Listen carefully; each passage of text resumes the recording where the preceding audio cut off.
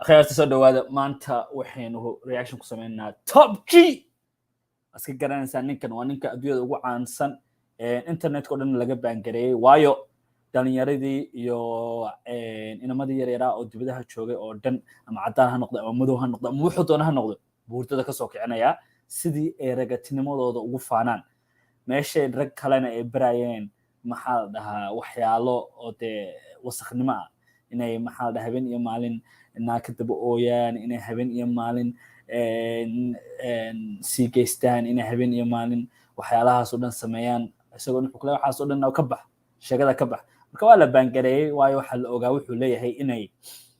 ay khatar ku tahay systemkan ay rabaan inay nimanka xiniyaha uga gooyaan ama wiilasha yaryar oo soo koraya weliba qurbaha iyo reer galbeedka jooga markii reer galbeedka laga soo adkaayana innaga laynoo soo kaba gashanaya iska fahma marka ninkani waxaa la dhahaa Andrew Tate haddaad hidiinan ogeyn haddaad ogteedinba waa kan aan haddaba feminist and she was saying that we need to teach men not to rape. kolaha waxaa la murmaayay naag feminist markaas waxay tiri waxaan waa inaan barno nimanka inaynan wax kufsan. And I said, my dear, I love how idealistic you are, but I am realistic. Men are already taught not to rape. She's like, no. kolaha waan jeclahay inaad adduunyada dhan u malaysid meel ubaxyo ah oo aan qof xuni joogin nimanka waa la baray already inaynan maxaa dhahaa naagaha kufsan laakiin anu waxaan ahay realistic oo de wax xaqiiqda jirtaan la dhaqmaa. No, we need to go and change language at school and rewrite history and do all the aga badan oo Soomaaliya waxaan dhahaa moogta waa inaan iskuulada tagno waa inaan waxyaalahan barno waxyaalahaas dhan maan baraynaa taariikhda waa inaan bedelno dhaqanka Soomaaliyeed waa inaan bedelno kuwa hadda intay fogaadaan waxay dhahaan quraanka waa inaan bedelno kuwana waxa ku ekaadaan dhaqanka wax kastoo de diinta hadday leedahay hadda diinta hadda wax hadday tahay dhaqanka u bedelaan waa inaan bedelno sida war waxaan qof xanuunsan uu joogayay ma iska deysaan ma joogeen shit they're trying to do to make men weak. marka valuetainment waa la dhahaa meeshan oo maxaa la dhahaa channelkan oo channel maxaa la dhahaa imika hurdaday ka soo kacayaan iyaguna waxay rabaan inay ninkan Andrew Tate iyo waxyaaluhu ka sheekeeyo ragga hurdada ka soo kacaya inay ka hadlaan meesha dadkan kale ay ka hadlayaan dulmanaa tahay waay dulmisaa waa yaa dulsataa fahantay oo meelaha dadka kale ay maxaa la dhahaa ay habeen maalin barooranayaan wuxuu rabaa buu rabaa inay ka sheekeeyaan marka channel fiican because they think that weak men don't rape, which is ragga waxay rabaan buu yiri inay ka dhigaan rag daciif ah waayo waxay u maleeyaan ragga daciifka ah ama nimanka daciifka ah inaynan wax kufsan waa dadkan aqli yaradooda markuu daciif yahay markaasuu rabaaba inuu wax kufsado. There's another argument I want to come back to because weak men are the most dangerous men on the planet. nimanka daciifka ah buu yiri waa nimanka adduunyada ugu khatarsan ugu halisan taasna waa run ma fahantay cause wuxuu dareemayaa xaqiritaan wuxuu dareemayaa maxaa dhahaa xaqdi wuxuu dareemayaa cuburin wuxuu dareemayaa ragatinimadii dabta aad ma dareemayo ma fahamtay marka ninkan Andrew Tate iyo nimankan kale waxaa doontid ka dah laakiin waa rag isku kalsoon waa rag adduunyada waxay doonaan ka qabsan kara waa rag habeen iyo maalin naag kasta adduunyada joogta ka dab ooyeyso familiyaashooda take care garaya waxay rabaan lacagtooda lacag haysta diyaarad war xataa covid-ka markuu socday ninkan uu duulduulay ya marka nin ay control garan karaan maaha marka nimankan waa nimanka u haystaan inuu shacabka caadiga ah hurdada ka soo kicinayo oo ay u haystaan khatar. Talk about that later. But I said no. People already understand that rape is wrong. Unfortunately, human nature, some people don't care about doing wrong things. We should teach people not to steal. Warintis dabiiciga dadkan dadnimada dadkoo dhan sida ilaahay u abuuray dad waxaa jira doorta inay naarta galaan dad waxaa jira doorta inay wax hadaan dadka oo waa la baray inayna wax kufsan laakiin weli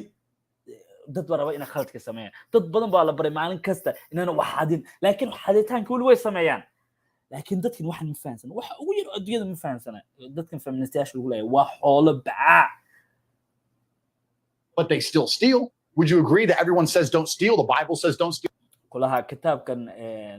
maxaa la dhahaa kristaanka wuxuu dhahaa hadin steal. The Quran says don't qur-aanku wuxuu leeyahay ha xadin steal. Schools say don't iskuulladu waxay leeyihin war xadinina steal. Everyone says don't steal. People still steal. dadka laakiin weli waxbay xadaan So if I were to take $1 million in cash and walk down the street at night in the worst part of town holding it, to a degree, I would have some responsibility. When I got robbed,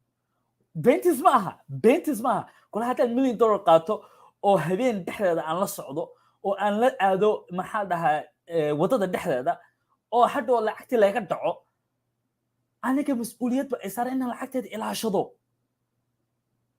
hadhow dadku way la yaabinayaan ani mar waxaan xasuustaa lacag laga dhici jiray oo maxaa dhahaa gaarigay inta la jabsaday oo lacag laga xaday markaasaa waa yaabay nin aan saaxiibanaha an igu qeeli maxaad gaariga maxaad xagga dambe iskaga soo fiirin weyday uu igu qeeliyey waan fahansanahay waayo taxadirkii aan samaynaha aniga maan samayn marka adigina marka imika nimanka Soomaaliyeed iyo shuyuukhdu iyo dadkoo dhan iyo islaamaha waaweyn oo maxaa dhahaa caqliga leh oo maxaa dhaqanka iyo diinta garanaya markay gabdhaha ku dhahan na xijaabo na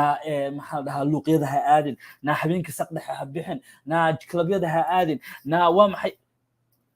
alla maya waxaas ma ilaalinayaan gabadha waxaas ma ilaalinayaan waxaas waa caqli dameer caadiya caqli dameer bay aaminsan yihiin feministyaashan robbed, the police would come and say, "Why did you do that?" People would say, "Andrew, why did you do that?" You have to protect yourself from things. You can't just rely on the ideological hope that others. adduunyadu jinna ma aha ha inay sidan ahaato weed dadku inay waxadaan ma aha marka alaabteeda meelahaas kaga tagtagaya telefonkayga hadda meelaha kagama tagtagtid laakiin adoo qaabanba intaa soo baxday habeenka saq dhexe baa waxaad u tegaysaa niman like maraykankan iyo meelahan Soomaali inta badan waxyaalahan lagu caayaa maraykankan iyo meelahan markii Soomaali wiil uu meel soo fariisto dhaha gabdho isxijaabiyo waxyaalahan iska dhiga durwaaya meesha gabdho nimanka Soomaaliyeed qura durwaaya nimanka Soomaali war maraykanka habeen iyo maalin si u baroorin jireen naagahan waligeena ma maqashan idinku me too waxa la dhaho oo movement ahead of weyn waxa weeye system naaga badan oo wada qeelinaya lahal wati ugu weyneed ilaa iyo ugu yareed naag kasto atriishad ahayd alla waa la kufsaday alla waxana la igu sameeyay ilaa ay markii dambe hab systemka islaamka u dhaqmeeno naagiyo nin haddii isku qol kula jiraan qolka albaabka lama xiri karo maxaa lahaa naag hab lama siin karo islaamkii systemkiisa usoo dhawaaday anagu markaa waa ku faraxnayba laakiin caqligal ma aha in la dhaho ha maxaa la dhahaa waayo waa sidan waxaan doonaa iska Other people in the world are going to be perfect and infallible, or that the law is going to prevent it. You have to say, no, I can't walk through the ghetto at 2 a.m. with $1 million in cash. I take personal responsibility. xaafada ugu darneed intaad dhex martid iyo meelihii oo dhan intaad dhex martid $2 milyan wadid waxaa leedahay ha cidna ima dhici karto She agreed. I said, then by extension, kulaha way igu raacday markaan ku iray lacag haddaan meel la dhex maro dad ay khatar joogaan ama maxaa la dhahaa habeenka saq dhaxo lacag intaasoo la wareego waa la xadaya waa la dhacaya waxay tiraha waa runta lacagtaada inaad ilaashatid waaye oo meelo fiican gashatid oo iska ilaalisid xaafadaha xun waxaan xasuustaa hadda meelahan ma aragtay wadamada qaarkood waa inaad telefoonkaaga waa inaad ilaashatid telefoonkaaga maraykanka laftigeeda telefoonka iyo ingiriiska iyo meelahaas oo dhan telefoonkaaga hadaa meel wax yar kaga dhaqaaqday huf waa laga xadayaa ya markasta waxaa lagu xiraa qafiliyo iska waaweyn would you agree that the smartest thing a woman can do to prevent rape is not to sit here on a podcast and try and change the way men think and talk about your bullshit, but to take some degree of personal responsibility and not put herself in dangerous situations? I'm not saying that's going to prevent. oo la yaaban yahay wuxuu taagan yahay wax ugu wanaagsan oo ugu caqli badan oo ugu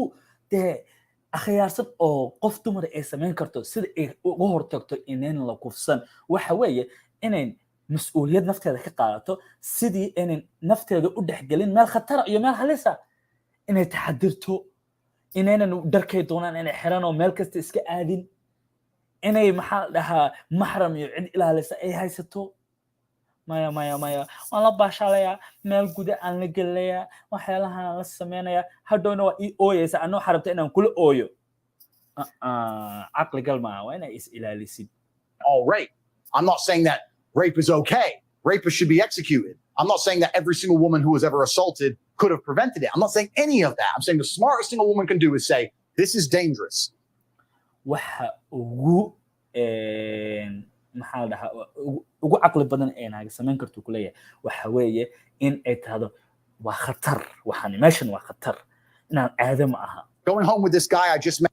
ninkan imika la kulmay oo maxaa la dhahaa meeshan khamriga aan ku wada cabayna ama meel aan kula kulmay inaan raaco caqligal maaha doqonnimo ma raacay Is dangerous. Walking through this area by myself is dangerous. Let me call a taxi. Let me call an waco maxaa la dhahaa bahalkii meesha aan ka tago aan bahalkii taxi waco ama my brother. walaalkii aan waco Let me go with my husband. Isn't that a more intelligent way to teach women to prevent themselves from being raped? markaa tirahdid ba waxyaalahan u sheegtid waxa laska soo qaadaya waxaad difaacaysaa kufsadaha difaacaysaa kufsigaad difaacaysaa war anigu waxaan ku leeyahay sida waxaan ku sheegayaa ku leeyahay sida ugu wanaagsan oo khatartan iyo halistan kugu soo socota ugu hortagi kartid adigana ana ay qabsanaysaa doqonnimadaadu waa maxay as opposed to telling them you can do whatever you want, walk around in the middle of the night naked, it's no problem. Men shouldn't rape, men are the problem. I said